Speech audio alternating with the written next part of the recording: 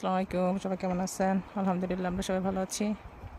আমি এই ভিডিওতে যেটা শেয়ার করব সেটা হচ্ছে আয়ারল্যান্ডের বিভিন্ন ধরনের ভিসা সম্পর্কে আর কি। সো প্রথমত হচ্ছে শর্ট স্টে ভিসা, এটা আছে 90 দিনের ট্যুরিস্ট ভিসা। নেক্সট ওয়ান আছে লং স্টে ভিসা, এটা যারা ওয়ার্ক পারমিটে আসছে এবং স্টুডেন্ট এদের জন্য আর কি। দেন ট্রানজিট ভিসা, যদি কেউ ফ্লাইটস থাকে ট্রানজিট ভিসা, বাট তারা এয়ারপোর্ট চেঞ্জ করতে পারবে না, এটা আর কি ল অনুযায়ী। দেন স্পেশালি ওয়ার্ক ভিসা, এটা বিভিন্ন ধরনের আছে ওয়ার্ক ভিসা ডিটেলস, যেমন জেনারেল, ক্রিটিক্যাল। তারপর আছে স্টাডি ভিসা। নেক্সট হচ্ছে ফ্যামিলি রিনিউফিকেশন, এটা হচ্ছে হয়তো আপনারা আয়ারল্যান্ডে আপনার লং টার্ম রেসিডেন্ট রিলেটিভস আছে, আপনি তাদের সাথে জয়েন্ট হতে চাচ্ছেন সেটা।